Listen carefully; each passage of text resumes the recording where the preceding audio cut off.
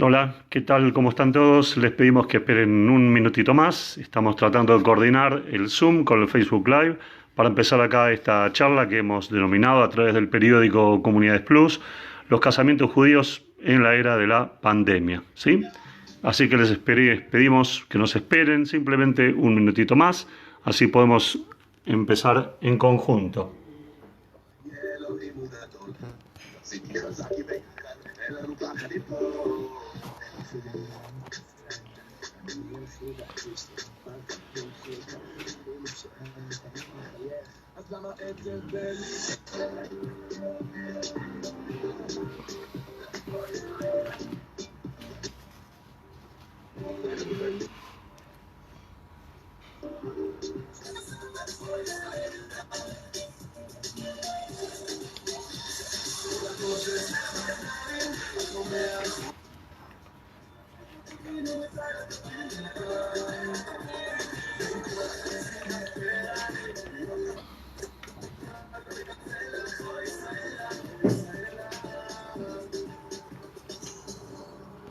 Buenas tardes, bienvenidos. Mientras vamos esperando que la gente se sume, les dejamos acá algunos datos para que puedan seguir a Comunidades Plus si todavía no lo hacen. La página web, el teléfono del director, Natalio Steiner, el Facebook. Mientras tanto, escuchamos un poquitito, ¿por qué no, Natalio, de música en Ivrit? Sí, que además se está latinizando un poco, así que hay como un ritmo medio latino también en Israel. Así es.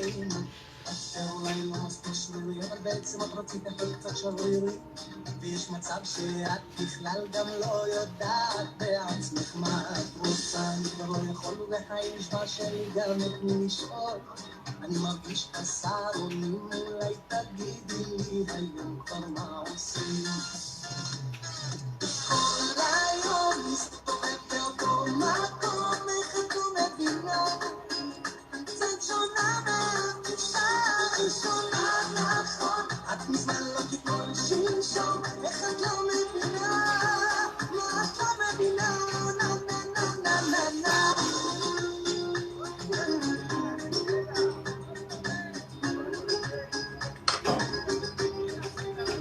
¿Estás conectado, Natalio, con el Facebook? Sí, estoy conectado con el Facebook Live, así que cuando vos quieras podemos empezar. Ya tenemos gente en el Facebook Live también. Perfecto.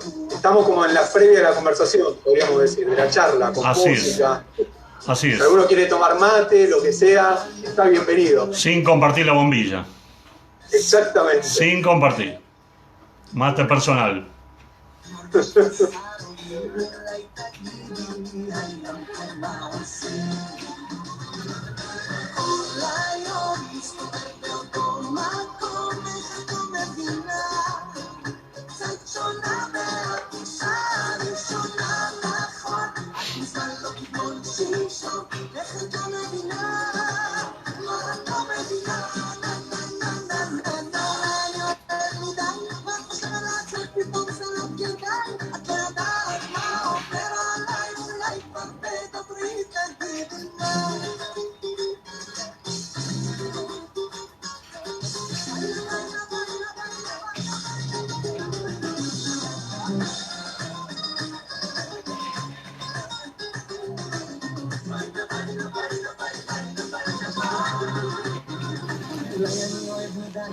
חושבת לעצמך פתאום זה לראות אותך את יודעת מה עובר עליי אולי תדברי תגידי Un minuto más, Natalio, estamos arrancando, ¿te parece? Arrancamos en un minuto. Para la gente de Facebook, arrancamos en un minuto nada más.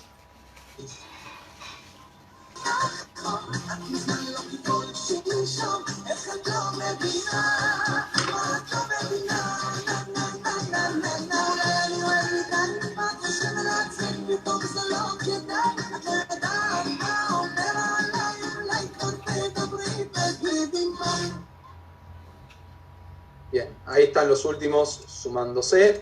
אני רוצה לשוט רחוק מצידי הרפסודה לקחת את העולם בצחוק ולא לחשוב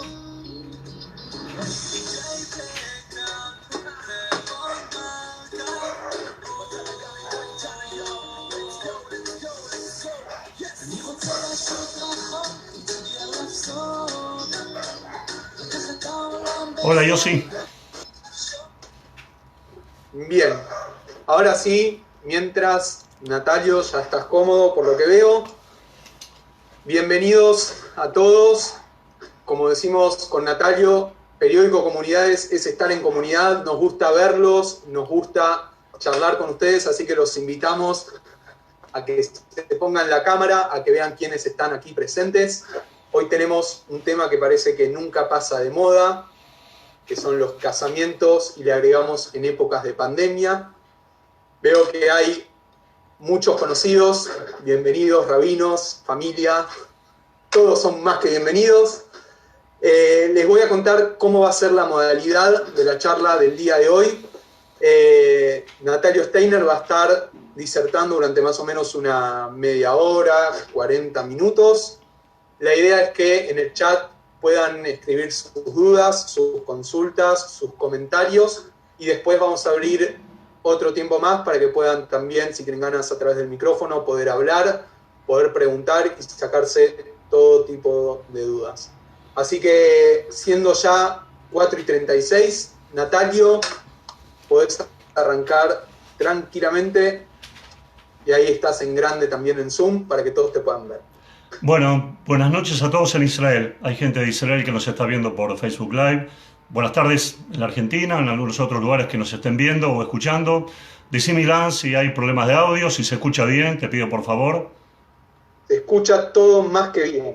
Muy bien, perfecto. He elegido para dar esta charla los casamientos judíos en tiempos de pandemia, ¿sí? O en la era de pandemia.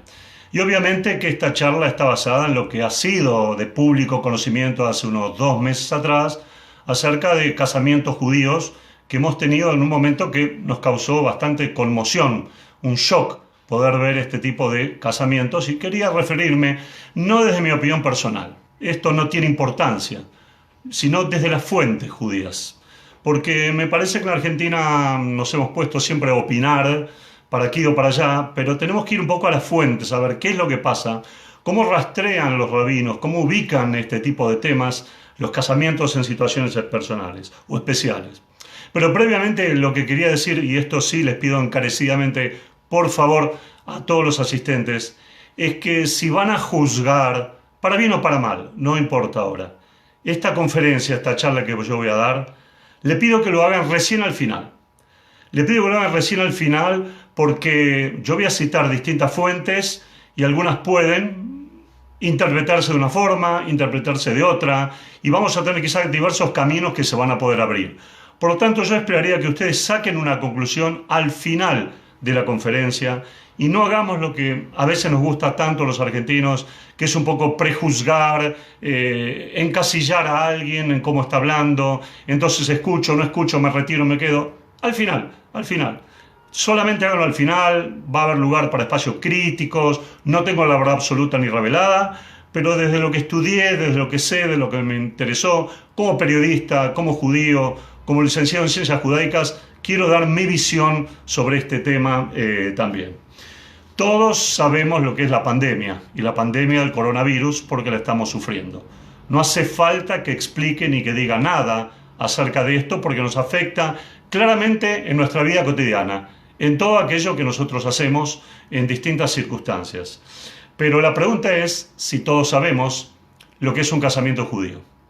Y cuando me refiero a un casamiento judío no me refiero solamente esencialmente a los aspectos de la boda en sí, o a los preparativos para el casamiento, o a los preparativos de un vestido hermoso, o cómo va a ser, o en qué sinagoga va a ser, o cómo va a ser la fiesta después. Yo me refiero al sentido filosófico, espiritual, que significa el casamiento para el judaísmo. Y quisiera relatarlo brevemente. El casamiento para el judaísmo es mucho más, pero mucho más que una ceremonia o una fiesta. Va por encima de esto. Esto es un acompañamiento. El casamiento, la boda judía, la jupá, como la conocemos, es un acto esencialmente religioso, puramente religioso. Naturalmente que hay un casamiento civil, ahí tenemos un juez, el juez Fiumara, a quien le agradezco que esté el juez Franco Fiumara. Naturalmente tenemos un casamiento civil en todas las sociedades, por supuesto que sí. Pero el casamiento judío es un casamiento que va más allá del casamiento civil. Es otra instancia distinta, complementaria al casamiento civil, aunque tampoco excluyente del casamiento civil, ¿sí? ¿Y por qué digo esto? Porque el casamiento, la palabra jupá, la palabra boda en hebreo, se usa la palabra kiddushim. La palabra kiddushim viene del hebreo lekadesh. Lekadesh es santificar. Y ya automáticamente entonces estamos diciendo que cuando una pareja se casa en un matrimonio judío, está haciendo un acto santo. Está santificando ese momento. Está tomando ese momento del tiempo y dándole una elevación espiritual a algo que parece emocional nada más, pero que tiene connotaciones mucho más profundas y mucho más grandes y más diversas de lo que nosotros pensamos. Hay una jupá que todos nosotros conocemos, que es el techo, y que simboliza el techo de la futura casa en donde esa pareja va a vivir, deseamos, armónicamente, y si no, estará el divorcio como mecanismo de salida si la pareja no funciona. Kiddushim, hacemos referencia también en el hebreo lekadesh, como lo dije, al kiddush de Shabbat. Uno recibe el Shabbat, especialmente el varón, la mujer con las velas, pero el varón recibe el Shabbat con un kiddush, con una copa de vino que es símbolo de alegría, y ahí decimos lekadesh et Shabbat, santificar el sábado. Ahí tenemos una asociación con la ceremonia también de kiddushim, de lo que es un casamiento. También en las bodas judías se toma vino, que es un momento especialmente de alegría. También tenemos, lo aleinu, que nunca suceda, el tema de Kadish. Lamentablemente las personas cuando pierden un ser querido muy cercano, del círculo íntimo de 7 familiares, tienen que decir durante un año el Kadish. Si es su padre y su madre, tiene que decir el Kadish. ¿Y el Kadish qué es? Viene de Kadosh. Viene también una plegaria, no es una plegaria por los muertos, es el pedido de elevación del espíritu de la persona que falleció al mundo venidero. Lo más alto y lo más elevado que pueda llegar al mundo venidero. Es un grave error decir que los judíos rezan a los muertos porque hacen Kadish. No, no rezamos a los muertos. Lo que estamos haciendo es pedir por el alma de esa persona que ya no está, pero está, para que se eleve. Y otra vez, es un acto de santidad, es un acto de kedushá que requiere de 10 varones para realmente poder oficiarlo como realmente corresponde, como debe ser.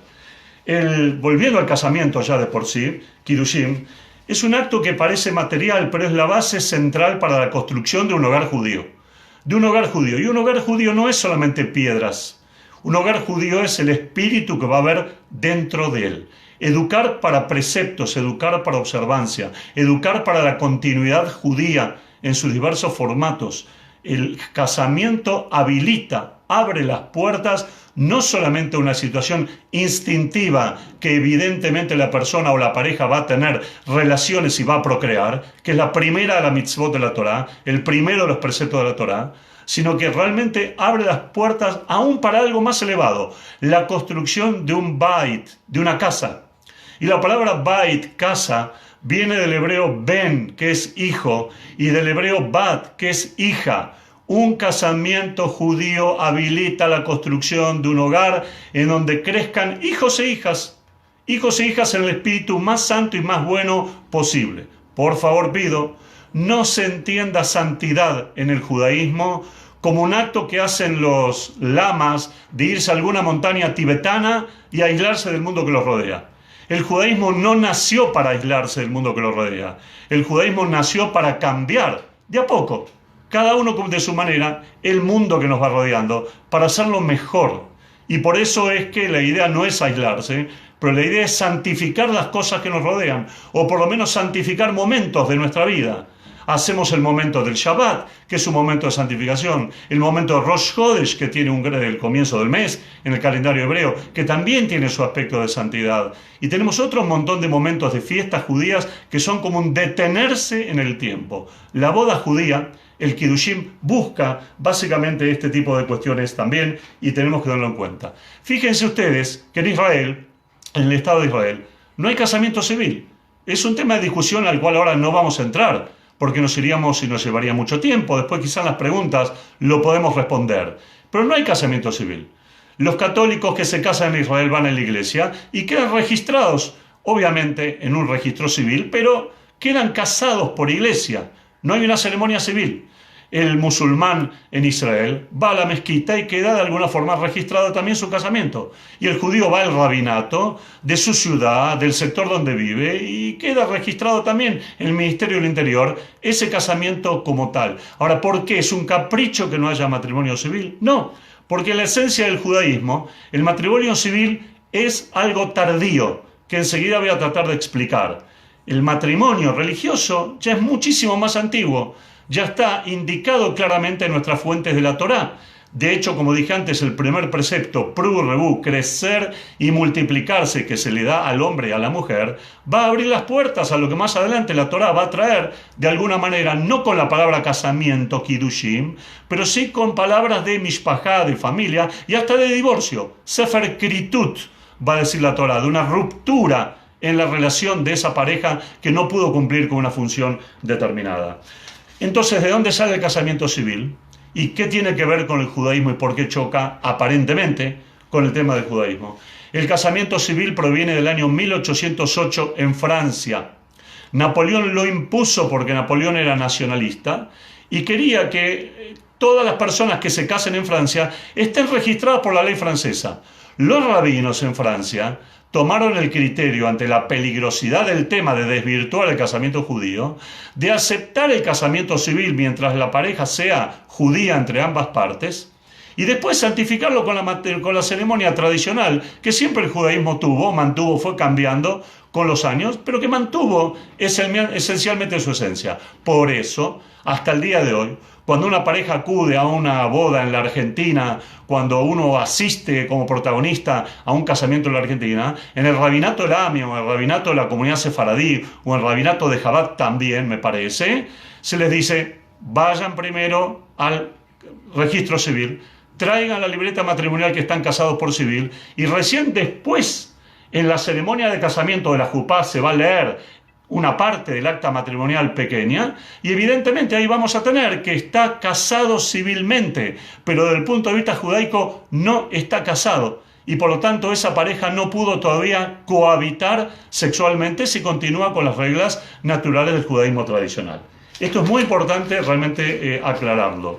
A ver, entendamos que el casamiento judío no es un papel, no es un certificado, no es un acta, es una unión físico-espiritual que busca el judaísmo y que está basado en aspectos cabalísticos que ahora no vamos a detallar y después seguramente podemos ampliar un poquitito después. El casamiento sí habilita, legaliza la idea después de construir y de tener hijos y de tener una familia.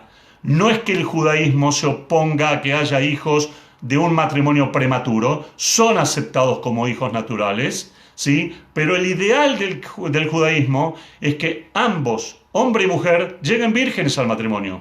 Y si bien es difícil, y esto hoy suena extratemporáneo en el mundo en el cual nosotros estamos viviendo, esto nos explica también por qué la pareja judía ortodoxa tradicional se casa temprano, a los 18 años, 19 años, 20 años, porque evidentemente están en un momento en que necesitan más tarde cohabitar. Pero cada uno por su lado está esperando el momento del casamiento para la cohabitación. 3 preguntas entonces para ya entrar de lleno a la charla, dado que esta fue una introducción quizá extensa. ¿Por qué entonces, teniendo en cuenta lo que dije, los casamientos en pandemia estuvieron mal o fueron condenados, por así decirlo?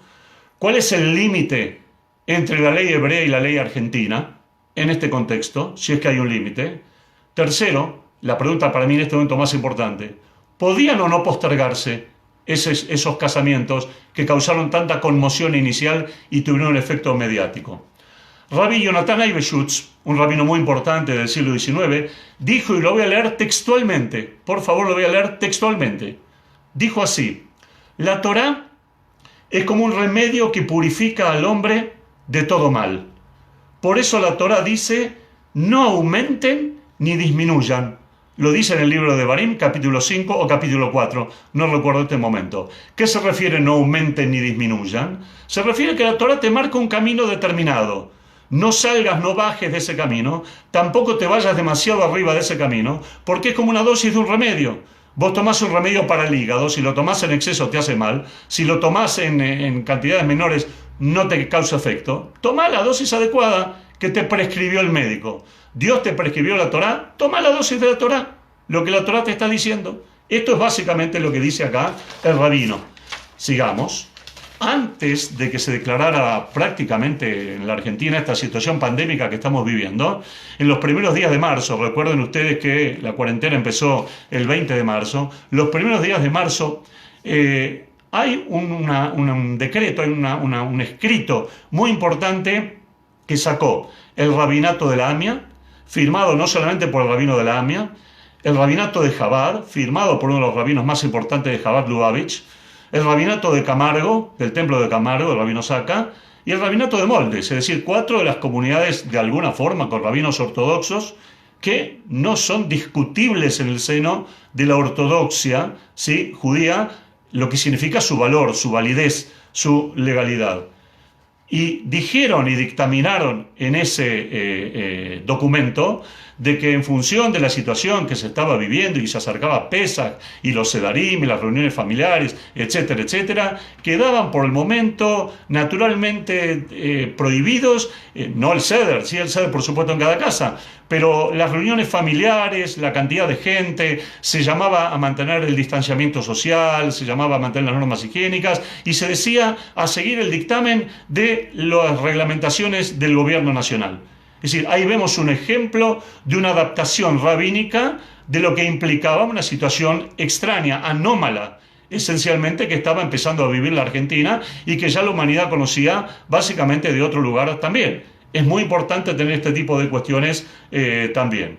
Ahora entonces, me pueden decir, pero no hablaban ellos de casamientos. Ellos hablaron del ser de Pesach, no prohibieron los casamientos, pero no hablaron de casamientos porque tenemos que tener en cuenta nosotros que la tradición judía establece, con algún matiz distinto o no, que desde Pesach hasta Shavuot es un periodo de semiduelo, los días de la Sefirat HaOmer, es otro tema, no vamos a entrar, pero son días de semiduelo en donde están prohibidos los casamientos, está prohibido escuchar música, están prohibidas diversas cosas, está prohibida usar ropa nueva, por ejemplo, también. No vamos a entrar ahora en detalles de este periodo de la Sefirá.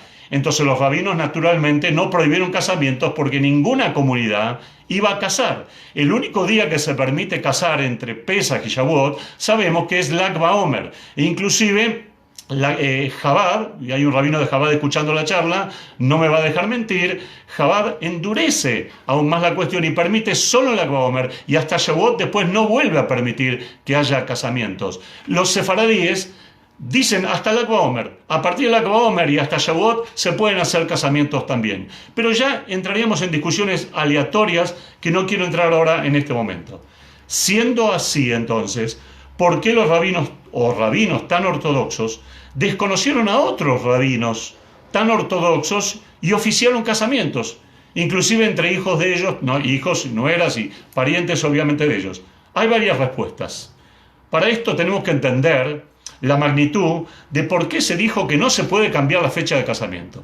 Entre muchos los argumentos que se escucharon acerca de por qué esos casamientos debían realizarse aún en tiempos de pandemia, se expresó, o yo lo escuché, lo oí, me lo dijeron, el argumento no se puede cambiar la fecha de casamiento. Indagué un poco más, traté de buscar por qué no se puede, de dónde sale esto que no se puede, y me dijeron, es Kabbalah, es mística judía. Pero la Kabbalah, la mística, que es importantísima, es uno de los 4 caminos interpretativos de la Torá. Es una filosofía religiosa importante, de la cual también emana ley, emana halajá. Halajá es ley judía. Pero la halajá, la ley y el código legal está por encima de la Kabbalah. Va por encima, supera en ese sentido a la Kabbalah que queda para elegidos, que no es para cualquiera la interpretación de los dictámenes cabalísticos y de las costumbres cabalísticas. Entonces, ¿qué tenemos ahora? Una costumbre que dice que no se puede por la Kabbalah postergar los casamientos. ¿Por qué? ¿Cuál es el espíritu de la Kabbalah? La Kabbalah dice, si postergamos un casamiento, estamos postergando una unión sexual marital y estamos postergando el nacimiento de una criatura, una neshama, un alma nueva y pura que tiene que venir al mundo y no podemos postergarla. Pero repito, no es halajá. Es una costumbre que emana de la Kabbalah, pero ha sido tomada por algún sector como si fuera una ley inamovible, que no puede sacudirse. Y ahí surgen entonces varias preguntas. Pero ¿cómo no puede postergarse un casamiento? Judío estamos hablando. ¿Y si un novio se enferma? Lo aleino, que no suceda nunca. ¿Y si no alcanza el dinero para cerrar todos los gastos ocasionados por esta situación de casamiento, que implica muchos gastos? ¿Y si Dios libre entra también una familia en duelo, o una de las parejas, de las dos partes de la pareja entra en duelo, porque lamentablemente en la semana que se iban a casar falleció el papá o la mamá, que nunca sucede que no conozcamos de estas tristezas, ¿sí? Entonces, sí se puede postergar, sí se puede estudiar, sí se puede analizar qué pasa con ese momento y con ese tipo de casamientos también. El segundo aspecto por el cual aquellos que decían que los casamientos no hay que postergarlo, por algo dijimos de esto, por una cuestión de recato sexual, por una cuestión de que no hay que demorar la cohabitación sexual. Pero tengamos en cuenta una cuestión. Hay un motivo por el cual, teniendo en cuenta esto, sí se puede postergar el casamiento. Si la mujer judía que va a casarse tiene un cuadro menstrual adelantado, sabemos nosotros que la Torá prohíbe el mantenimiento de relaciones sexuales en un momento en que la mujer está en su periodo mensual.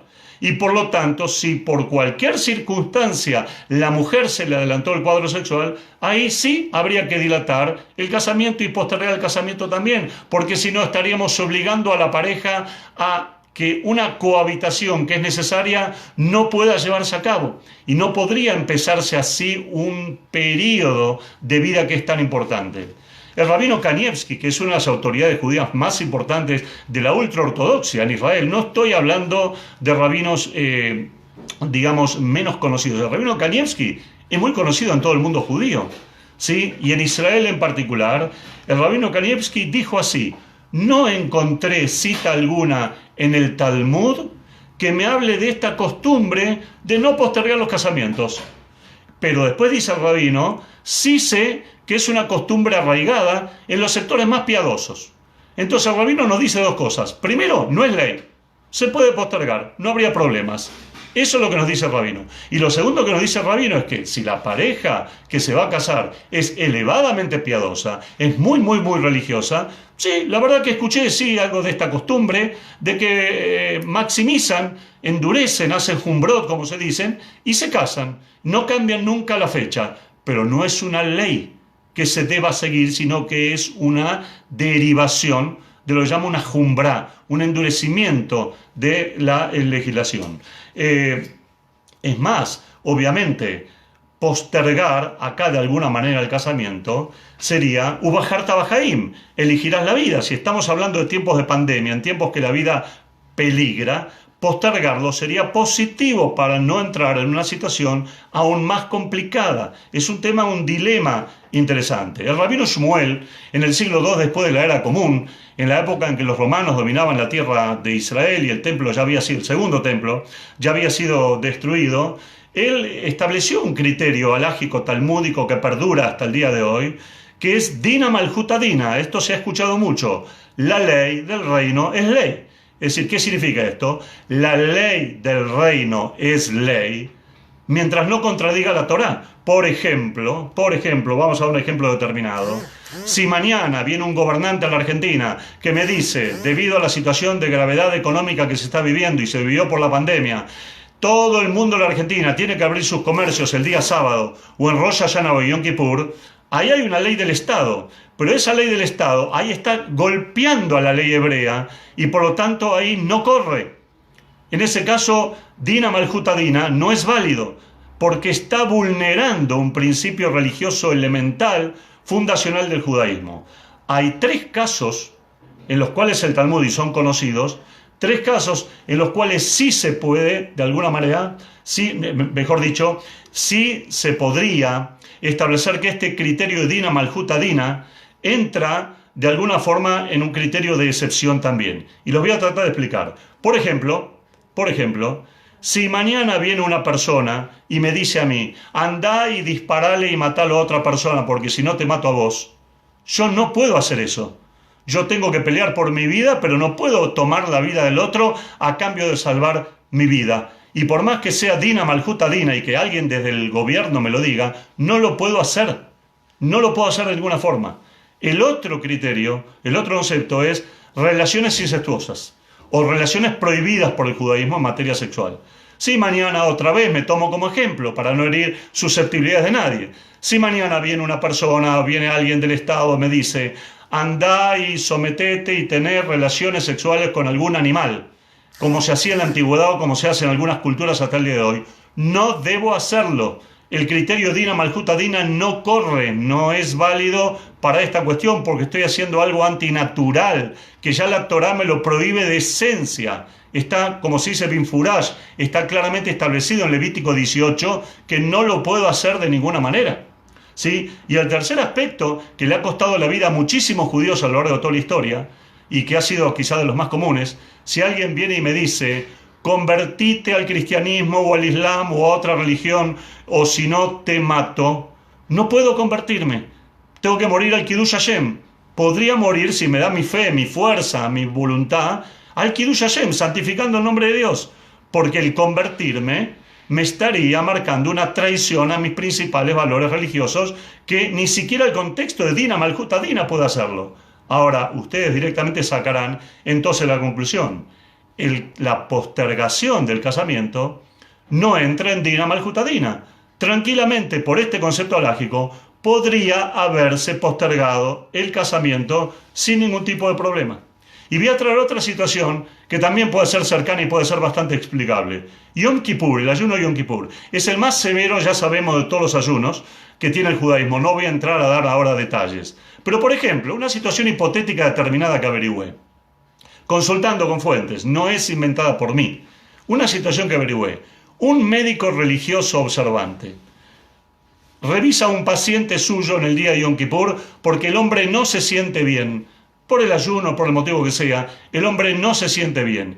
Y el médico observante lo revisa, no le encuentra ninguna alteración de su sintomatología natural y le dice, seguí ayunando, no hay ningún problema para tu vida, sigue ayunando. Si la persona, el paciente, el hombre que consultó a ese médico y ese médico le dijo seguí ayunando, él igualmente se siente mal y se siente de fallecer y siente que está casi por morir, él debe romper el ayuno. Él, por su sentimiento, puede romper y quebrar el ayuno. Pero como si lo dijo un médico que podía ayunar, él puede hacerlo. Porque nadie está en lugar de él para percibir íntimamente qué es lo que él está sintiendo esencialmente en su cuerpo. Y por lo tanto ahí puede quebrar porque primero está la vida. El judaísmo es Kiddush HaChaim, la santificación de la vida por encima de cualquier otra cuestión. Y esto es muy importante que lo tengamos realmente en cuenta. Un capítulo aparte merecería obviamente la cobertura amarillista que se le ha dado a este tema por los casamientos. Ahí recordamos claramente los móviles de Crónica TV o de otros diarios o de otros medios de comunicación corriendo de una calle a otra en el 11 para tratar de filmar dónde había o no casamientos, si eran 3, si eran 4, en qué circunstancias, cómo se dieron, si uno fue un miércoles y otro fue un domingo y el otro tuvo 150 y el otro tuvo 10. De repente los judíos con los casamientos ocupamos los medios masivos de comunicación y nos transformamos en centro. Hay como una especie de devoción hacia estos temas. Y uno se hace ahí una pregunta inmediatamente. ¿Y por qué los sepelios o el sepelio que hubo en Lobos, en el mismo momento prácticamente en un cementerio cristiano en Lobos, en donde hubo una multitud de gente que no cuidó el distanciamiento social, no tuvo la relevancia que tuvo esta cobertura? ¿Y por qué, más adelante en el tiempo, un casamiento que hubo en Santa Cruz, donde distintas personas vinculadas al gobierno actual y del gobierno de Cristina participaron de una ceremonia de cumpleaños, creo que era, y se jactaban de no mantener el distanciamiento social, tomando la botella uno, pasándose a la otra, a la copa, completamente? ¿Por qué esto no fue un efecto mediático? ¿Por qué esto no tuvo más que unos instantes determinados de televisión o alguna nota en algún diario?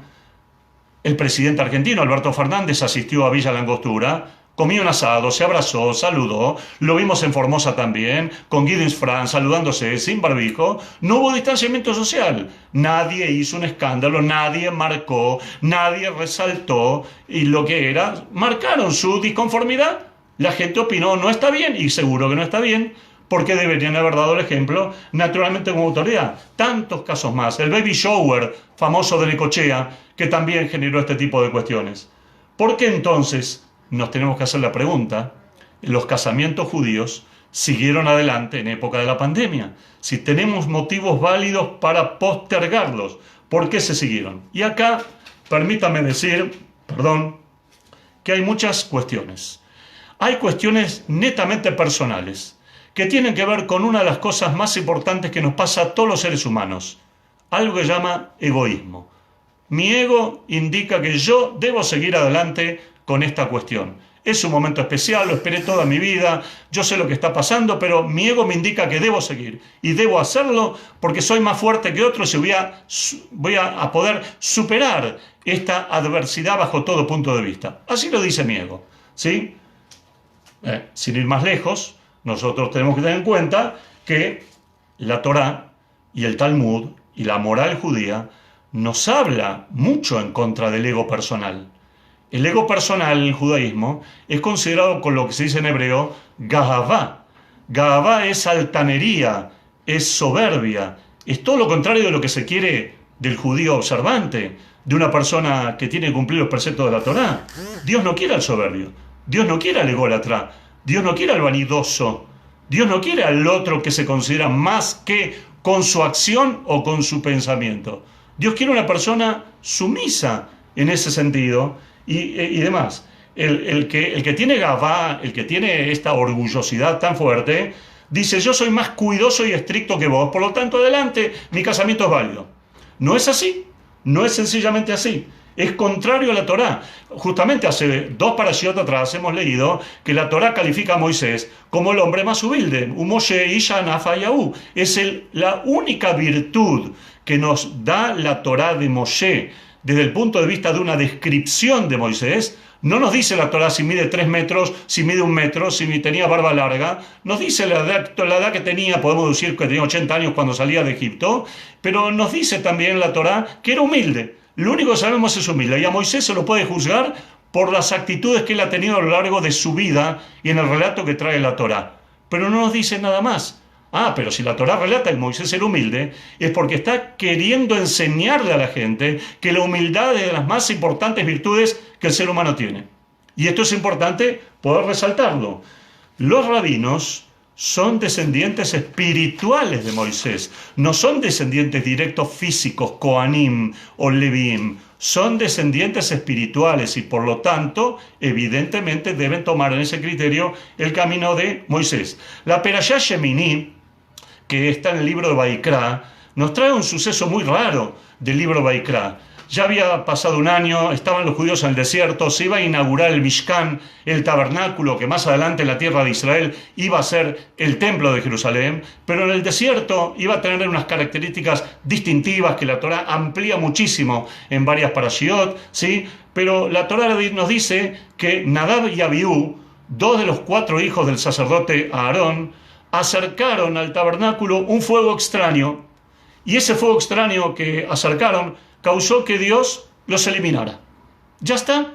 La Torá no nos dice por qué Dios los eliminó. Vienen ahí después el Talmud y vienen los comentaristas y buscan, pero ¿cómo puede ser? Estamos hablando de los hijos de Aarón, estamos hablando de sacerdotes de altísimo nivel, estamos hablando de gente que sabe de Torá, estamos hablando de gente cuidadosa. ¿Cómo es este tema del fuego extraño? Hay varias interpretaciones, yo voy a citar solamente 3. Una de las explicaciones dice que, en realidad, si bien eran sacerdotes, se acercaron al Mishkan, al tabernáculo, borrachos, y trajeron libaciones y ofrendas de vino que eran incorrectas completamente. Fueron eliminados. El segundo elemento que nos trae ya el Talmud, claramente, es que el pecado que cometieron fue el pecado de soberbia. Y fueron castigados en ese momento. ¿Por qué de soberbia?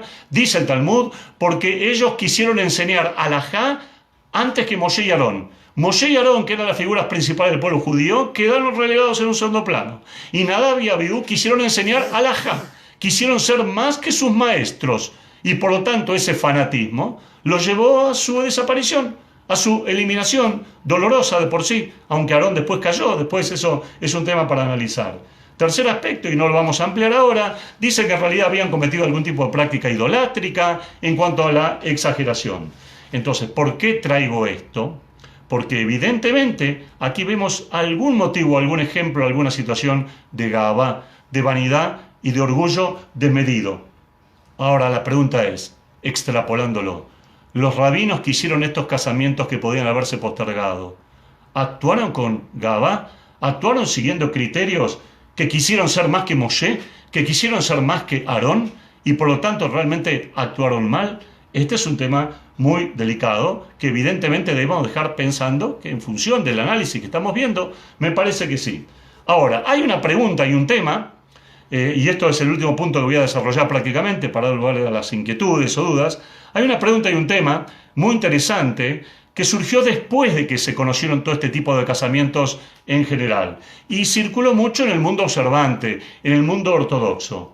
¿Fue un acto de traición denunciar a las parejas judías que se casaron? ¿Estuvo bien hacerlo? ¿Estuvo bien decir, vamos, venga a la cámara de televisión, miren, acá hay un casamiento, está prohibido en tiempos de pandemia? ¿Estuvo bien o estuvo mal? Esto nos plantea otro dilema ético determinado, siguiendo el criterio Dina, Malhuta Dina, nos está planteando otra cuestión. ¿Puedo, y en este caso, no tenía que haberme callado la boca y después llamarlos a silencio y decir, che, estuvieron mal, no hagan esto, no lo repitan? ¿Por qué generar esta situación que llevó después a situaciones quizás escandalosas? Primero, que no sabemos exactamente al 100% de dónde vino la denuncia. Hubo judíos que denunciaron y hubo no judíos que también denunciaron. Y esto no podemos saber qué es lo que llevó a intervenir en general a los medios de comunicación o llevó a intervenir después a la justicia, ¿sí? Ahora, los defensores de estos casamientos se dirigieron en términos muy groseros, muy duros, a aquellas personas que denunciaron estos casamientos. Y yo lo escuché, dijeron que eran Mosrim y Malshinim. ¿Qué significa Mosrim y qué significa Malshinim? Moser, del Imsor, significa traicionar, y Malshin significa delatar. ¿Qué estarían diciendo? Que si sabías que aunque lamentablemente estos casamientos se hacían en infracción, fuiste y avisaste a alguien, a la policía o a quien sea, te cometiste o te transformaste en lo que la halajá denomina un moser, un traidor. Ah, ¿y qué le espera al traidor para el judaísmo? Leamos el Shulchan Aruch, el código legal básico del judaísmo, importantísimo hasta el día de hoy de referencia, que dice lo siguiente, y es muy duro, y escuchen ustedes porque es muy duro. El Shulchan Aruch dice, de Yosef Karo, dice, traidor al pueblo judío, al que denuncia a un judío ante un tribunal gentil, ante un tribunal no judío. ¿Y cuál es la pena? La más grave. No tiene mundo venidero. Su alma no tiene mundo venidero. Quiere decir que de acuerdo a esta acusación del Shulchan Aruch que trae, que fue tomada y para mí extrapolada, porque no hacía referencia el Shulchan Aruch a los casamientos, sino que hacía referencia a otro tipo de situaciones que ocurrieron a lo largo de la historia judía, de denunciar a sus hermanos ante autoridades inquisitoriales y otras autoridades de la época que perseguían a los judíos. El concepto es que no es aplicable esta ley del Shulchan Aruch, no es aplicable a los casamientos. Por lo tanto, no es válida la figura de Moser y la figura de Malshin. Moser o Malshin, delator o traidor, se aplica a un judío que a propósito quizá pudiera hacer eso. Che, mirá lo que está haciendo voy a propósito, por odio y no por amor, lo hago. Eso ahí puede ser Moser o Malshin. O por tener un beneficio. Tengo un beneficio económico, voy, delato a mi vecino que está haciendo no sé qué, que es judío y que no debe hacerse o lo que fuere. Pero acá no encuadra. Acá es una época de pandemia, una época de cuarentena. No encuadra de ninguna manera. Evidentemente se hizo la delación, si se la quiere llamar así, para salvar vidas, que es lo más sagrado del judaísmo, para evitar un contagio. No sabemos si esos casamientos que se hicieron en ese momento contagiaron o no a alguien. La verdad, no sé. No hice el seguimiento epidemiológico de cada una de las personas que estaban allí. Pero imaginemos que estos casamientos se hubieran realizado básicamente en estos momentos en donde estamos, en los momentos más críticos, más duros, más difíciles de la cuarentena, y hubiéramos tenido una ceremonia de estas características. Seguro que varios de ellos saldrían enfermos de allí. Casi sin ninguna duda. Basta con que uno estuviera enfermo asintomático, quizá para contagiar a otros más y poner en riesgo su propia vida.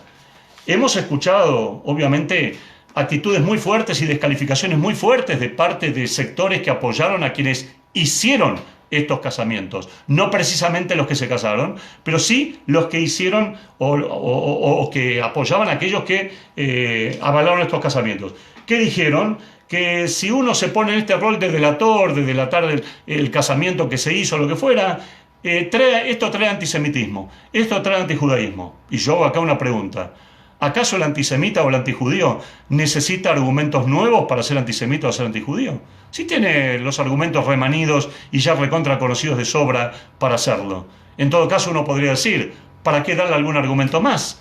¿Para qué exponerme con esto y darle un argumento con la acción que estoy haciendo, que en este momento está prohibida por la ley del país y no es contradictorio con la ley judía que me permite postergar claramente el casamiento, sin ningún tipo de problema por lo que dije?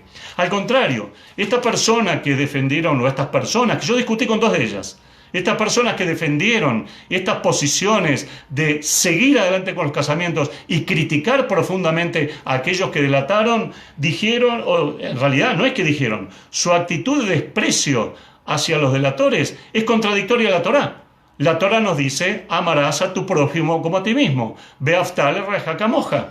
¿Y qué dice Rabbi Akiva, que fue una de las figuras más importantes del judaísmo, converso y que fue una figura realmente de altísimo nivel en el judaísmo, cercano de ser comparado a Moshe o a Rambam, Maimónides, las dos figuras más elevadas quizás, que dice Rabbi Akiva, Zeklal Gadol Batorá, esta es una gran regla de la Torah, es la más grande de las grandes reglas, amar al otro, no puedo destilar odio hacia el otro y mucho menos odio gratuito.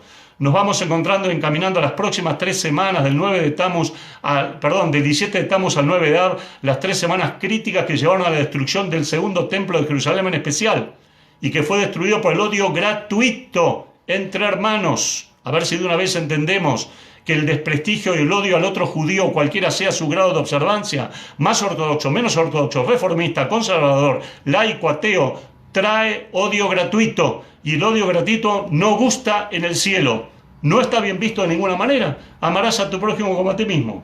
Vuelvo al rabino Kanievski otra vez, porque habla de este tema ahora. Hace poco lo habló y lo dijo en el diario Kikar Shabbat, que es el referente ultraortodoxo más importante de Israel. ¿Qué dijo el rabino Kanievski?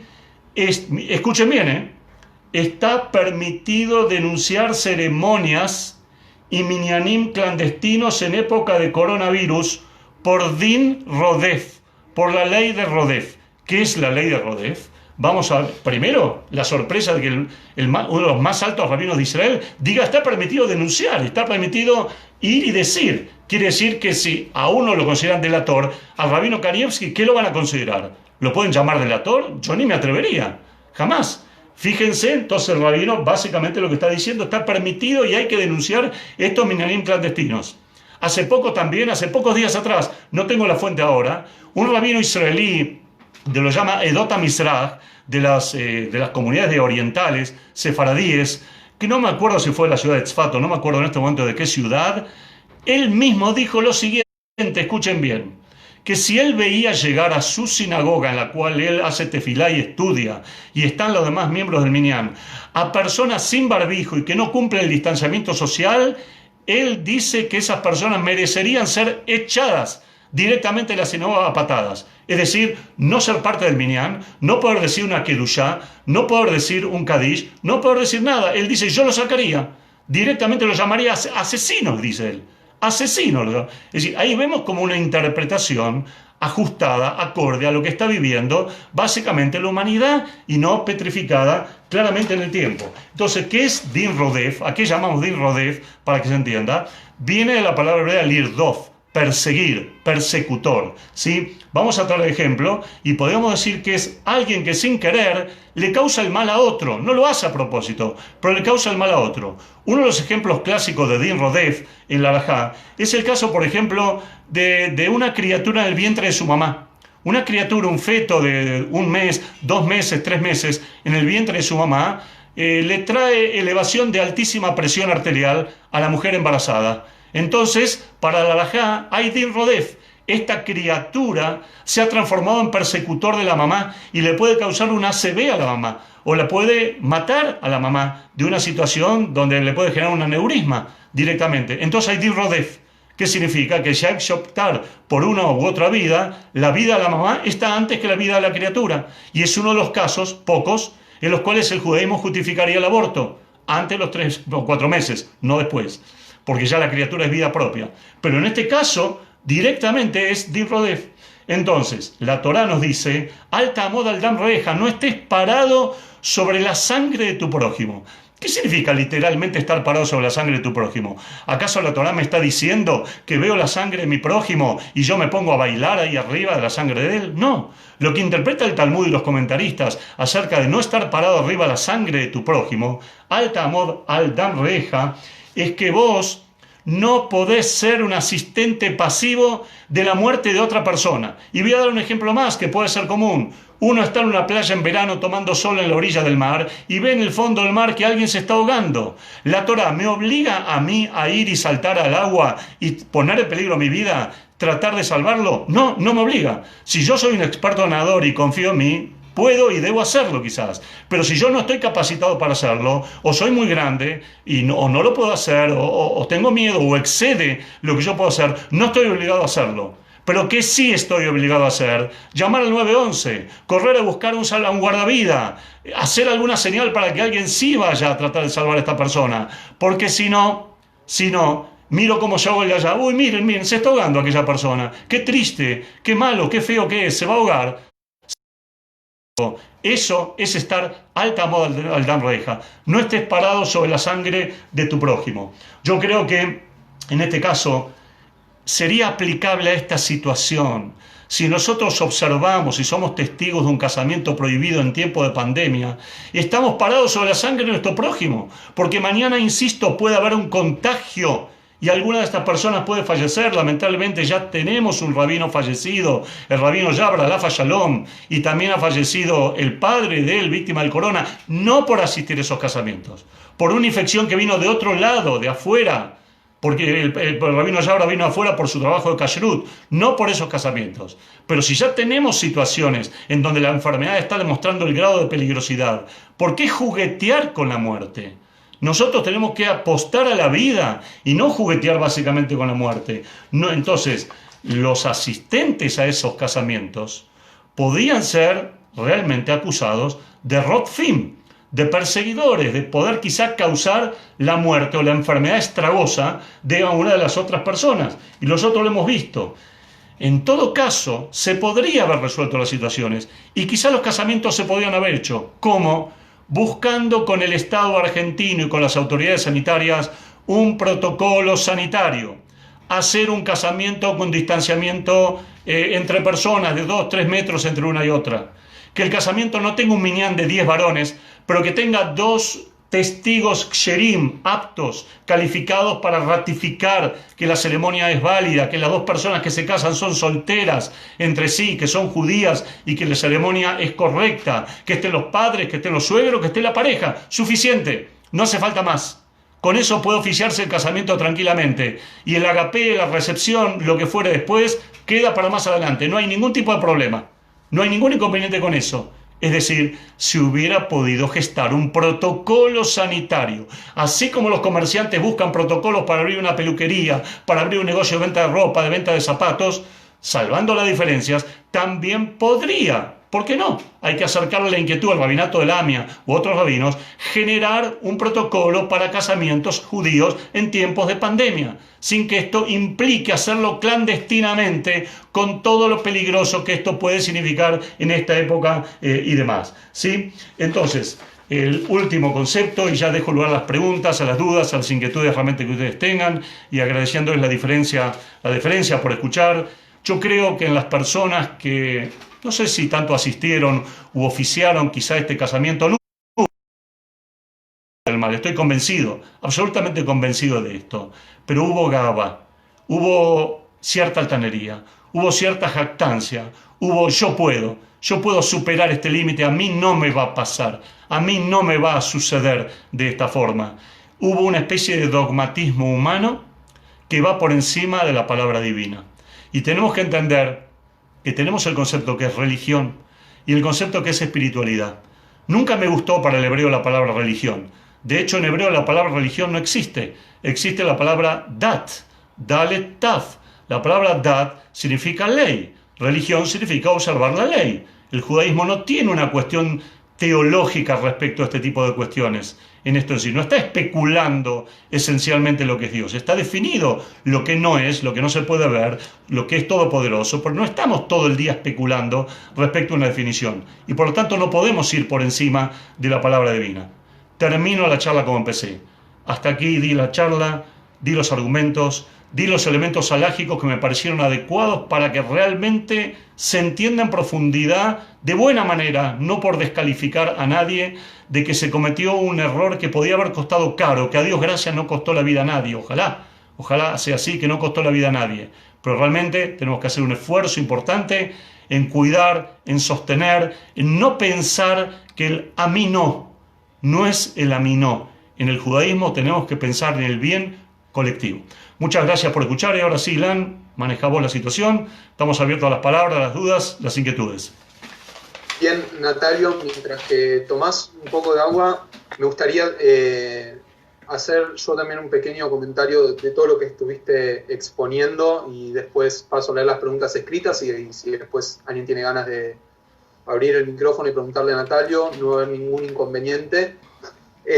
Me quedé pensando un poco, Natalio, porque además parece que fue como el momento justo indicado en el que había una efervescencia con la temática de lo judío. Digo, todos estuvimos en pandemia viendo Poco Ortodoxa, Shtisel, un montón de series que hablaban justamente sobre la cultura milenaria del judaísmo, y justo en ese momento aparece el casamiento, los casamientos acá en Argentina, con Sí. todo lo que eso representó. Y si bien yo estoy de acuerdo con lo que vos decís de el antisemita no necesita absolutamente de nada para poder Validarse. esparcir odio, exactamente, con el pueblo judío, sí me parece que hay un concepto que me parece que estaría bueno que podamos por lo menos pensarlo, que es el concepto de Kol Israel Arevim Selase, o sea que todo el pueblo de Israel es responsable el uno del otro. Y claro está que estas imágenes se difundieron mucho en grupos, creo que a todos nos llegó por distintos grupos que tenemos convivencia con personas judías, que también circularon muchos audios de personas que estaban enojadas y después se dieron cuenta de lo masivo que se hizo eso, salieron a pedir disculpas, que no querían decir lo que estaban diciendo en ese momento, por ejemplo, y otras cosas más. Entonces, también hay que tener cuidado con lo que uno viraliza. ¿Esto quiere decir que tenemos que estar callados la boca y no decir nada? No, por supuesto que no. Pero también tener un poco de cuidado y saber que también nosotros como que nos autoalimentamos también un poco en el odio, porque estos videos se difundieron saliendo de grupos justamente de personas judías. Y eso es peligroso. Digo, yo conozco una persona que viralizó en Twitter el video y después me dice, no puedo creer lo que hice. Me hablaron productores de televisión para pedirme y yo no quería generar esto, simplemente estaba enojado porque yo estaba cumpliendo 70 días de cuarentena y veo tremendo casamiento con 150 personas y realmente quise exponer mi enojo. Bueno, en ese exponer el enojo de uno, terminamos ligando todos por igual, los que se casaron, los que no se casaron, los que no tenemos ganas de casarnos todavía. Digo, todos entramos en lo mismo, con lo cual creo que hay que tener un poco de pensar dos veces, pensar con la cabeza fría antes de difundir, antes de divulgar, porque además he visto peleas dentro de los grupos entre hermanos, justamente lo que vos contabas, que algunos pensaban una cosa y la otra, y parece que en el fanatismo en el que estamos mezclados por ser argentinos, justamente se generaron un montón de peleas innecesarias entre nosotros mismos. Habiendo hecho este comentario, si querés, paso a hacerte algunas preguntas que Sí. te interesaba por separado, todas juntas. Solo responderte, digamos, dos conceptos que me parecen importantes, muy breves, tratar de responderte de tu reflexión. El primero de ellos es que, la verdad, diría, tratemos de no apresurarnos en juzgar a nuestro prójimo en ninguna circunstancia. Pero también tenemos que entender, entre comillas, que en esta época de pandemia, en esta época de tanto miedo, en esta época de tanta letalidad y de tanta enfermedad, todos estamos exacerbados, estamos alterados, gatillamos el celular subimos inmediatamente a Twitter, a Facebook, a lo que sea, y después, uy, lo que hice, como vos bien decís. Es decir, hay una exacerbación. Tenemos que tratar de controlar la exacerbación. De hecho, justamente, aunque digamos no viene 100% al caso ahora, los judíos observantes ponemos tefilim todos los días y lo ponemos en la cabeza y lo ponemos en el brazo. Primero el brazo y la cabeza. El brazo es la fuerza, es el impulso que está cerca del corazón, del sentimiento, pero la cabeza es la razón. Entonces la cabeza de la razón me obliga a pensar a que el brazo está sometido y que tiene que esperarse. Pará, vas a hacer algo, te vino el pensamiento, despacito, despacio con lo que vas a hacer. ¿Cuál va a ser la consecuencia de lo que vas a hacer? Tanto de un lado para el otro, tanto de los que organizaron como de los que fueron detractores del casamiento. ¿Vas a medir tus consecuencias? Y ahora, Ilan, hay otra cuestión más. Se dispara este gatillo porque el pueblo judío está atravesando un problema muy grave. Y no solamente en la diáspora, también en Israel.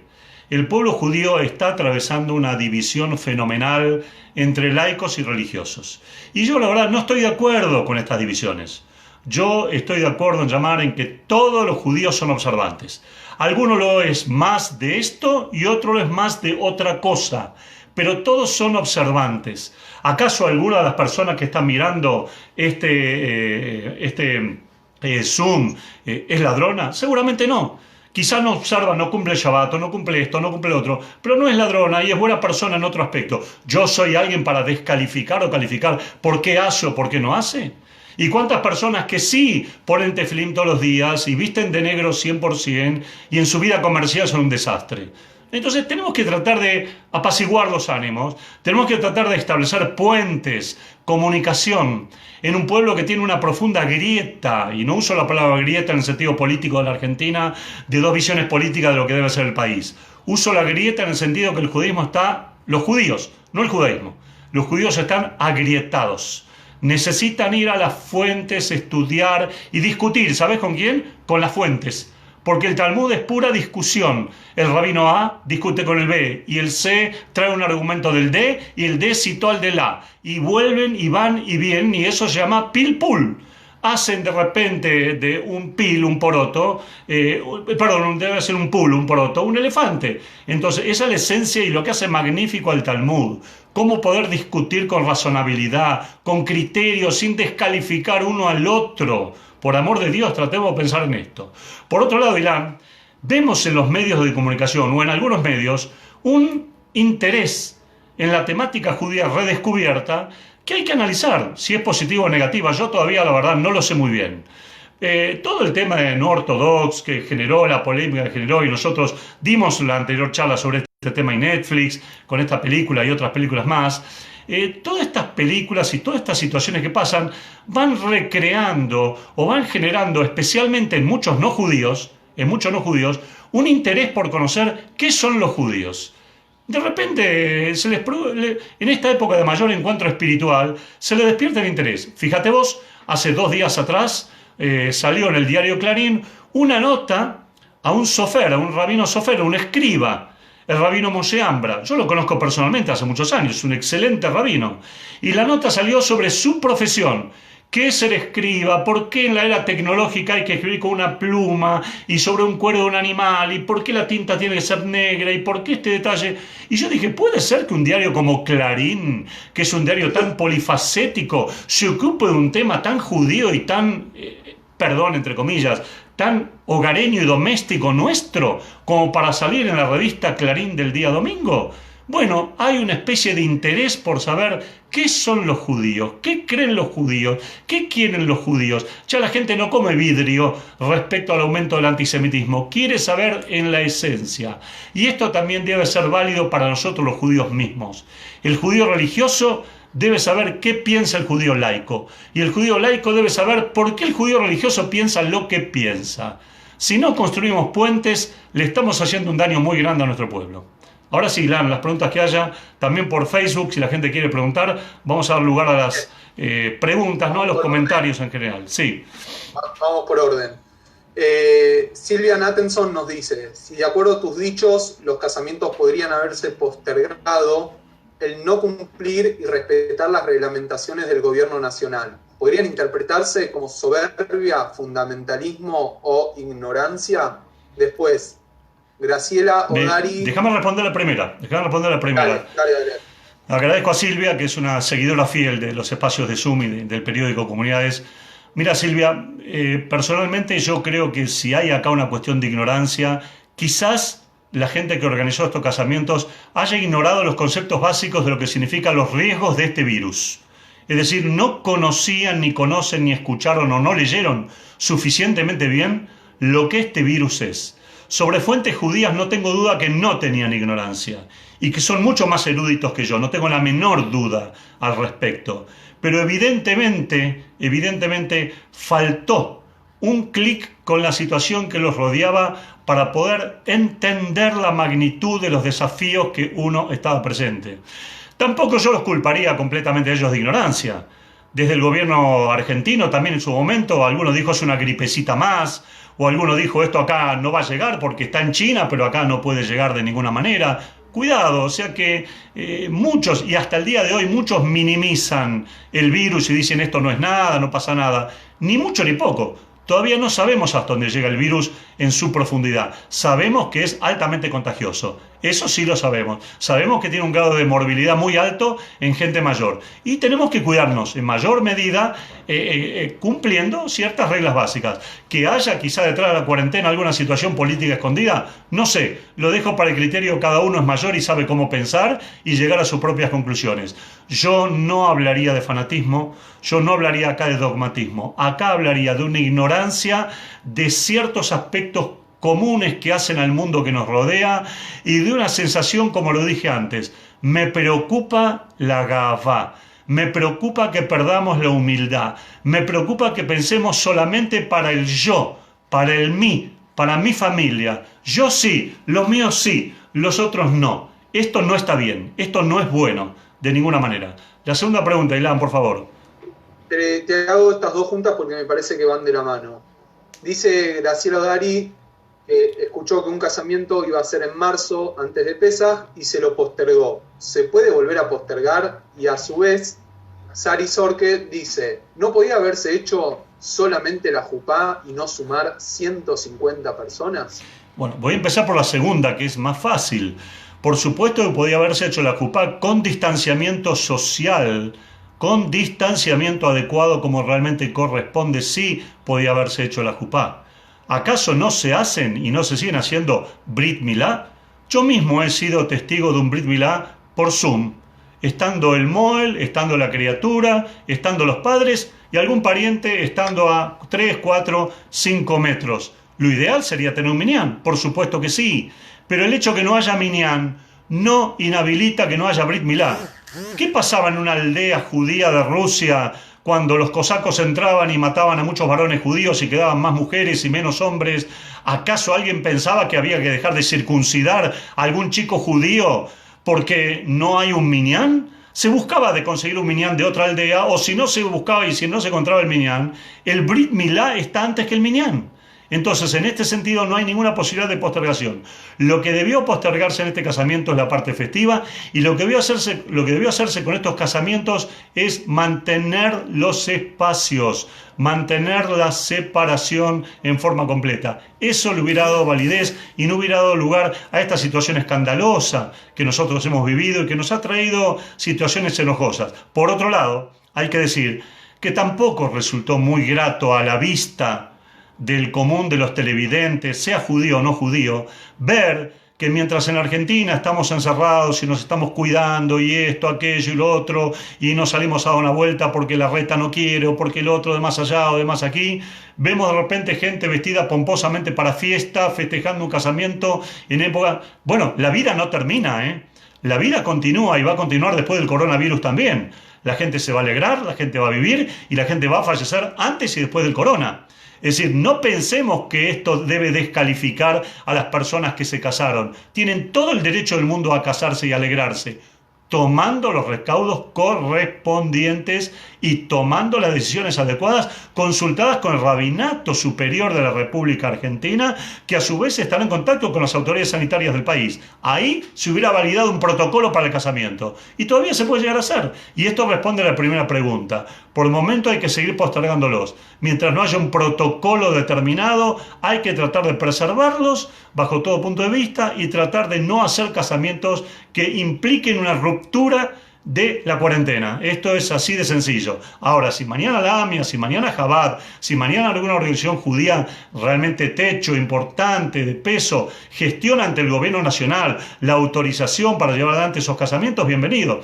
No nos olvidemos que nos estamos acercando a fechas críticas del calendario judío. Se viene Rosh Hashanah, se viene Yom Kippur. A todos nosotros nos daría una enorme tristeza no poder estar en las sinagogas en estos días tan importantes, tan sagrados, tan magnos, tan vitales. Hasta la persona que quizás no cumple nada en el año, pero el día de Yom Kippur siempre va, aunque sea el momento de Iskor, o un minuto para esto, para la Neilá, pero va. Para él también va a ser un fuerte vacío y muy importante también. Quizá pueda con tiempo, y yo creo que se debe estar gestionando, algún prototipo de apertura sinagogal especial con distanciamiento, con cuidado, con alcohol en gel, con barbijo, como se hace en Israel. En Israel las sinagogas se están abriendo, pero con los cuidados necesarios que hay que tener. La autoridad sanitaria es la que tiene que tener la última palabra en este momento. Es la autoridad sanitaria por encima de la autoridad rabínica, porque hay un tema de vida o muerte que aquí se está jugando, y no estoy exagerando, por la capacidad de contagio que tiene esta enfermedad. Respondí a las dos preguntas. A ver si hay otras. Sí, tenemos más preguntas. Acá Gaby Zimmerpitz, a quien le mando un gran saludo a ella y a toda la familia, a quien conozco hace mucho tiempo, pregunta si hay algún protocolo, según la halajá, de cómo oficiar los casamientos en tiempos de pandemia, porque no sabemos cuánto esto puede llegar a durar y no podemos interrumpir la formación de familias judías ad eternum. Naturalmente, oficialmente no conozco que haya un protocolo hasta ahora de realización de casamientos de acuerdo a esto, pero sí yo diría que evidentemente los rabinos deben comenzar a reunirse, deben a indagar, deben buscar en las fuentes judías y deben aconsejarse con las autoridades rabínicas pertinentes para establecer un protocolo. ¿Por qué? Porque aunque pase esta pandemia, y ojalá pase rápidamente, la verdad que el mundo no va a ser igual. Y va a haber ciertas reglas de distanciamiento que vamos a tener que cumplir. Ya en Israel yo he visto, y lo he visto, digamos, con videos que se han filmado de algún bar mitzvah en alguna sinagoga algún día jueves, el chico que ponía tefilim y subía la Torá, que ya la Torá no es besada con tanta ligereza y con tanta liviandad cuando va pasando y la sacan del Aron Kodesh, porque eso ya podría ser una fuente, quizá el parójet, lo que cubre la Torá, podría ser una fuente de transmisión, porque otro anterior besó la Torá y puede estar enfermo, y el que la besa a continuación puede contagiarse. Entonces ya también hay en Israel, y yo creo que hay que consultar con el rabinato de Israel, que para mí es la autoridad máxima a nivel judaico, hay que consultarlo, o de unas autoridades máximas, el concepto de cómo se puede establecer un protocolo de lo que ya en Israel llaman el gabay de pandemia. El gabay en una sinagoga es como el secretario de la sinagoga, el que dispone, que cuida, que esté los sidurim, que esté el Sefer Torah, que esté en condiciones, que esté limpio, que pase, que recuerda el yurtzeit de y que le avisa al otro que tiene tal cosa y que organiza un Brit Milá. El gabay es el director de la sinagoga, por así decirlo. No confunda con el rabino, es un asistente esencialmente en la sinagoga importante. Ya en Israel hay gabaim de pandemia. Es decir, que cuidan que las personas que entran a la sinagoga tengan su barbijo, tengan y pasen su mano por el alcohol en gel, tengan el distanciamiento social adecuado como corresponde, y realmente en ese sentido las sinagogas sí podrán funcionar y seguramente la vida judía volverá a ser no igual. Yo no sé lo que va a pasar cuando se habiliten fiestas, si vamos a poder bailar en las fiestas judías como hacemos los varones, todos abrazados unos juntos al otro, las mujeres unas juntas a las otras. No sé qué va a pasar, no sabría decirlo, quizá no, pero la alegría del momento va a estar presente y en algún momento esto se va a superar. La Torá nos habla de muchas pestes que han caído, no solamente sobre los egipcios, sobre los mitzrim también, las 10 plagas, etcétera, etcétera. También el pueblo hebreo fue castigado en el desierto con distintas situaciones de pestilencia por el no acatamiento, la rebeldía, por esto de que en Egipto se estaba mejor que en el desierto del Sinaí. También hubo castigo en forma de peste y también se superó. Esto se va a superar. se va a superar, no tengo ninguna duda. Pero lo importante es que cuando esto se supere, aprendamos una sola cosa, para mí, ¿no? Yo, por lo menos yo, cada uno tendrá su aprendizaje de esto.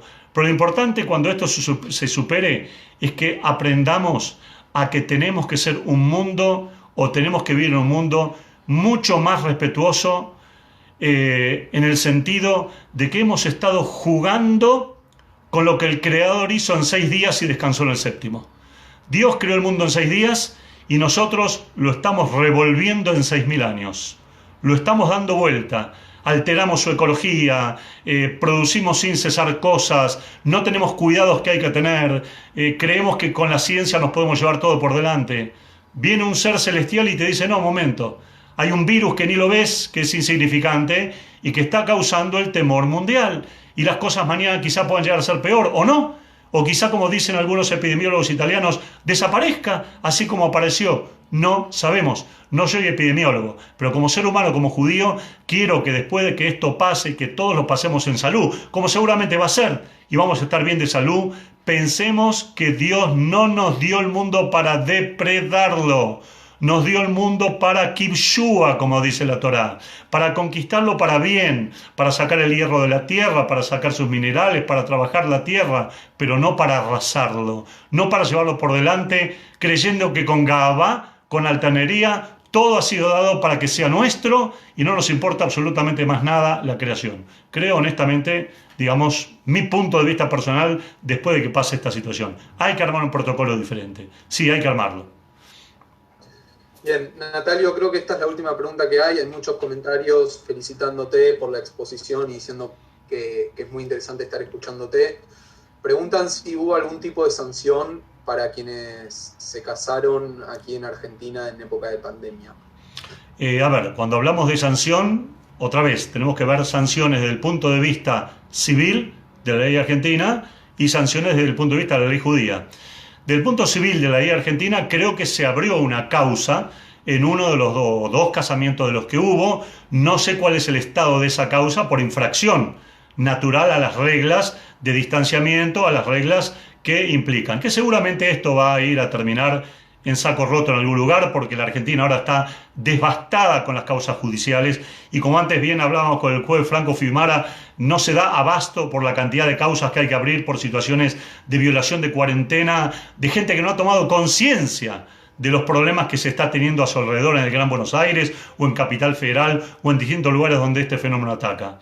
No conozco si han habido sanciones rabínicas, ni soy una persona autorizada para pedirlas. No creo que las haya habido. Pero sí hubo algo que ha pasado.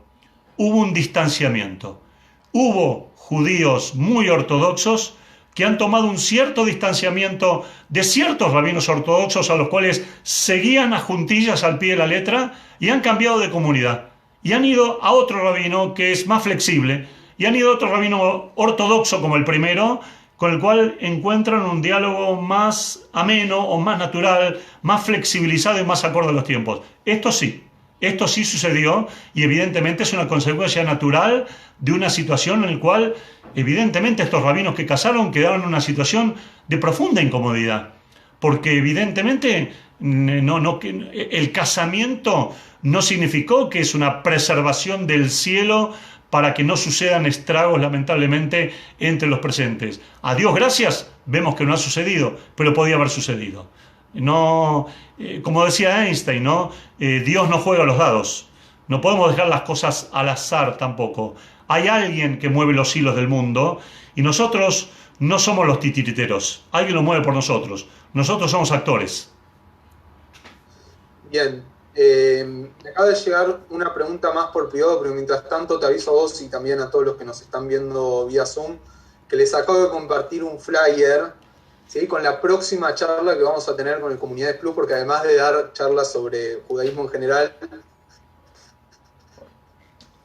Natalio ¿puedo utilizar la frase libro abierto? ¿Me lo permitís? No. Es un gran expositor también sobre conflictos en Medio Oriente y sobre la realidad israelí, y va a estar moderando Natalio una charla junto con Gustavo Perednik sobre el tema del momento, que va a ser la posible o no, vamos a ver, porque por ahora es una idea, de extensión de soberanía por parte de Israel en algunos sectores de la zona C, ¿sí? Vamos a llamarlo así, como corresponde.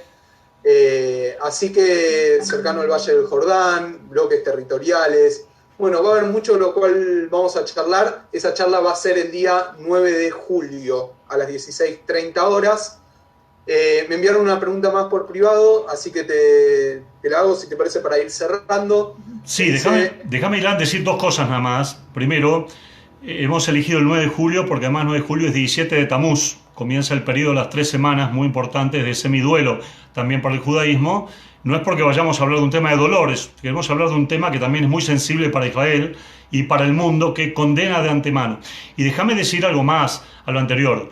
No soy un libro abierto, de ninguna manera, no creo que es un elogio desmedido. Lo que sí hago es tratar de abrir los libros cuando hay que abrirlos.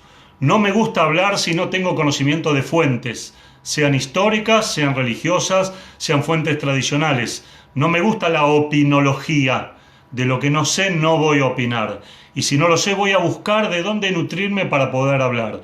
Los árabes nos pusieron a nosotros el apodo de Am HaSefer, el pueblo del libro.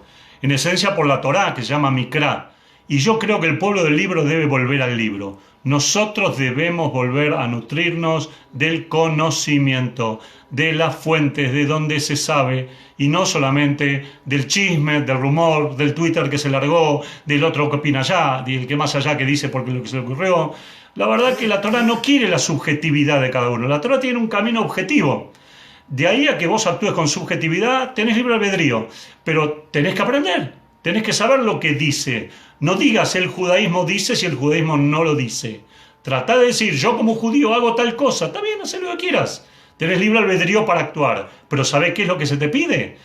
A cualquier persona en el término lo legal, y hay un juez que me lo va seguramente a confirmar, si uno tiene un código de tránsito, sabe que cuando hay semáforo en rojo, me pide el código no pasar en rojo. Y si yo paso en rojo, me expongo una multa o me expongo una sanción severa. ¿Tengo libre albedrío de pasar en rojo? Sí, pero también tengo que saber que hay una sociedad que castiga eso. El judaísmo es lo mismo en ese sentido. Hay semáforos rojos, amarillos y verdes. Ahora sí la pregunta, Ilan. La pregunta dice lo siguiente. En aquel momento, cuando se estaba desatando todos los comentarios, todos los medios de televisión estaban por la zona de Once tratando de rastrear algo, dicen que vieron a un rabino desesperado porque, según él decía, era imposible retardar los casamientos. No se acuerda el nombre de ese rabino, pero la pregunta es, ¿por qué decía eso? ¿Por qué estaban tan desesperados? Ilan, hemos hablado a lo largo de gran parte de esta charla sobre ese tema. Desconozco quién fue el rabino, no tengo el placer de conocerlo. Le preguntaría yo lo mismo, ¿por qué pensaría que es imposible retardar, en este caso, el casamiento? Yo entiendo, y vuelvo a insistir, fue el eje de la charla de alguna manera, es que si bien el casamiento judío es una mitzvah, es una gran mitzvah, es una importantísima mitzvah. Yo comencé esta charla describiendo lo que significa una boda para el judaísmo, que no es como muchos dicen un pedazo de papel, me caso, no me caso, con esto, de blanco, de negro, de lo que sea. No, estás abriéndote paso a una etapa fundamental. Solamente para agregar un dato de lo que es la ceremonia judía, es conocido, pero lo voy a refrescar. En hebreo varón se dice ish, y en hebreo mujer se dice isha. Y en las dos palabras que son muy parecidas está la letra yud y está la letra hei. Esas dos letras conforman el nombre de Dios, parte del nombre de Dios, que no lo sabemos, pero conforman parte del nombre de Dios. ¿Esto qué quiere decir? Que cuando uno se casa en una jupá bekidushim, ish e isha, un hombre y un varón, Dios está con ellos. Dios está con ellos. En ese momento Dios bajó y está con ellos. Y quiere la armonía marital. Ahora, si Dios no está, porque hay solamente quizá un casamiento civil, o porque no hay nada más que un brindis, entonces, ¿qué queda si sacamos a Dios? Sacamos la yud, sacamos la ei. ¿Qué queda de eso? Esh. ¿Qué es esh? Fuego. ¿Qué puede ser entendido fuego? Quizá el fuego de la pasión, que se extingue con el tiempo, quizá el fuego de la destrucción, quizá algún otro tipo de fuego, pero seguramente no un fuego creador. El casamiento es un fuego creador. Y se puede, con todo respeto por el rabino que lo dijo, se puede postergar. No sé por qué motivo ha llevado este rabino a ser tan contundente en su afirmación tan taxativa de la impostergabilidad del casamiento? La verdad que no lo sé. Bien, bueno, Natalio, ya estamos a 5 minutos de la hora y media de estar exponiendo. El tiempo vuela más aún en Zoom, más en Zoom en pandemia. Sí. Y podríamos seguir agregando un montón de cosas. Para todos los que no lo vieron, acá está el flyer donde se puede estar viendo.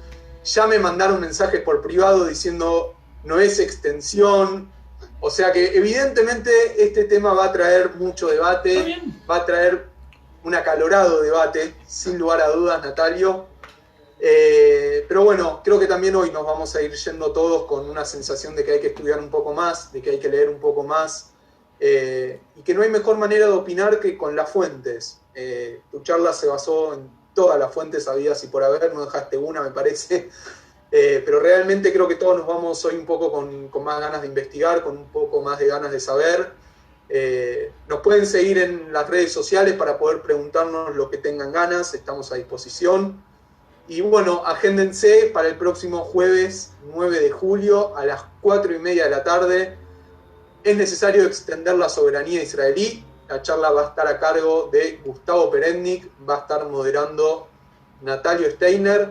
Así que con esto me parece, querido Natalio, que podemos ya concluir con la charla en el día de la fecha. ¿Te parece? Sí, solamente agradecer a las personas que estuvieron presentes y que tuvieron la amabilidad de escuchar, sin ánimo de crear ningún tipo de polémica, simplemente tratando de esclarecer desde las fuentes judías. Y decirle a la gente que quiera volver a escuchar esta charla o recomendarla a alguien que no la escuchó, se la perdió, porque hizo otro Zoom en otro momento, que va a estar en Facebook, en el Facebook de Comunidades, donde la ha seguido mucha gente también felizmente, y la van a tener, la van a poder scrollear.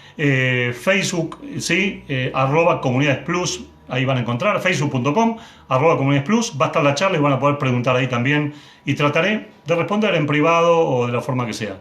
Les agradezco a todos y deseo Shabbat Shalom y Borak para todos y que pronto tengamos que hablar de otros temas mucho más alegres, solo de casamiento, sin pandemia, sin cuarentena y de otras cosas. Gracias por estar. Un saludo.